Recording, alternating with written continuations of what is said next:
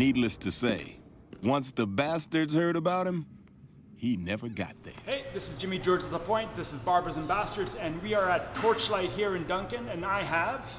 Chris Brach. And Chris works at? Windsor Barber. Exactly. Thanks for coming down. Thank you. Happy to have you here. Yeah. Cheers. Oh, we're in Nelson, not Duncan. Did I say Nelson? You said Duncan. Oh, fuck, I keep saying Duncan. We're in Nelson. Oh, shit. So, we're in Nelson at Torchlight, and we're not in Duncan. I keep saying that. It's the ON. Yeah. Did you want to do a redo? Or, Yeah, this is fine. Fuck it. Yeah, totally. I keep mixing it up. It's like, it's something about like being on the bike, Yeah. riding for like 4 hours, Yeah. drinking, eating, and smoking pot that just makes me an absolute mess. Totally. It's Sounds like the story of my life. Oh God, it's fantastic. How long have you been barbering for? I've been barbering for 3.5 years. Yeah. What got you into it? My barber that I was with for about 17 years, growing up from a kid, he was always trying to encourage me to do it. Thought I had the right personality for it. When I finally decided that I thought it was time to have a career change, I went back to go and talk to him about it, and he had just passed away. Ooh. And so it kind of like almost made it seem like now this was my destiny. You know, I was like, okay, Gene's gone. He said I should do this. Maybe it's time I pursue it. So how has barbering been for you? It's been awesome. I do a lot of other work that involves big crowds of people, security contracting stuff, festivals. So it gets a little overwhelming. It's really nice to have one-on-one time with people, have that connection. And I find that the conversations that I have in the barbershop are a lot of sort of mental, emotional work on both sides. So Definitely. sometimes I go to work and I do 10 haircuts and I come out feeling like I've learned a lot, or like there's been a really positive exchange. And now my clients are becoming my friends. And so it's been a really nice change in my life. It's giving me time, flexibility, more money. It's been good. We do so much more than cut hair, Yeah, totally. right? Totally. It's like we build confidence in people. I think so. Looking good is feeling good. Yeah. And I think it's kind of funny that we're like these monkeys that wake up one morning and we have a little bit too much fuzz on our head and it makes us feel depressed, and then we go and we have another monkey remove the fuzz and suddenly we feel better. Yeah. But it's not just about the hair, it's about the experience and everything that's sort of shared in that experience. And Yeah. I think for a lot of guys they can be confident in their look, but also be confident that we know their secrets, but we're not going to talk. Yeah. You know? Yeah. Yeah. I can cut anybody's hair, Yeah. right? But I'm not the barber for every person. I think Jesse gave me some advice when I started at the Windsor, and he said, you know, over time, you're going to choose your clientele, and they're going to choose you. Yeah. And I think that's a really important realization to come to as a barber, is that you aren't the barber for everyone, and that's okay. And it's actually really healthy. Because Yeah. there's people that have come in that I've actually just fired as clients. I've just been like, I'm not going to cut your hair anymore. Yeah. I'm not the person for you. Yeah, exactly. Yeah. It's not working out. Yeah. I think It's me, it's not you. yeah. What's your favorite service to do as a barber? Oh, lap dance.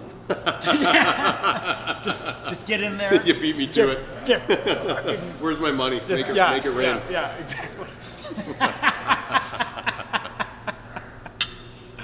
Oh man, we get so many jokes. Too. You know, like I have the shoulder and neck massage, and people are like, "Well, can you go lower? Can you go lower?" Always. Yeah. So It's like, the money goes higher. yeah. The more money goes on the table, the happier you'll be when you leave the shop. 100%. 100%.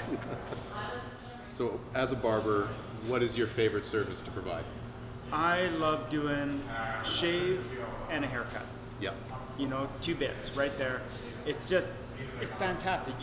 The guys come in and they look like shit, and they sit down, and in an hour they're transformed. Yeah. It's the most traditional service. 100%. It's Yeah. that's when I feel like historically, as like I'm a barber, when I bust out that like shavette Yeah. and the cream and the hot towels, and it's like that full spa like service that men don't really get to do anywhere else. Yeah. Right? Like we can go to a spa. Oh, yeah. But it's historically been kind of more of a women's kind of thing. And Yeah. Yeah. So, like, speaking of like going to like a spa, have you ever got a manzillion? A manzillion? Yeah. No. When you get to like your nutsack wax. Oh, wax. No, I haven't. No? No, I'm lucky. I just shave. I don't get any ingrowns or Yeah. anything like that. So. Oh, I did it once. It fucking sucks. That's Oh, the pain was unbearable. I had Like it hurt so bad. You're like, wow, get the other nut done. Just get it done. Just get it done. Don't even give me time to think about it. Don't even want to think about it. Yeah. It's. I had a girlfriend ask me to wax her one time. Yeah. To do her Brazilian Yeah. wax or whatever. And like doing that and seeing how it affected her. It was the most unromantic. Don't ever do a Brazilian for your partner. Just never do it. It's so unromantic. It's not. It was like at the end of it, we just looked at each other like kind of traumatized, and we were like, let's never do that again. So I avoided it at all costs. And 10 years ago, whatever, I'm in Costa Rica, and this girl that I was interested in down there, and she says, okay, let's go back to the hotel or whatever. And I realized I'm not exactly groomed up. So I went to the bathroom really quick, but I realized the only razor I had was a straight razor. Oh. And I'm in Costa Rica. I'm partaking in activities that have me operate at maybe a higher frequency than normal. So it probably wasn't the most steady hand. Anyhow, I did a pretty decent job, straight razored down low, and ever since you haven't looked back. Ever since, I've just been using the straight razor. Yeah, totally. It's my straight razor. I don't bring it to the barber shop, and it doesn't get shared on clients or anything. So, I want to say, Chris, thank you so much for sitting down with me today. Jimmy, thank you, man. It was a real blast. It was great meeting you. Totally. If you're in Nelson, come down to Torchlight, have a fantastic beer. Come down to Windsor and meet Chris and get a fantastic haircut. Thanks for watching. Yeah, thank you, man. Cheers. Cheers. Chink. I had no more beer. That's all right. It's a good sign. That was awesome.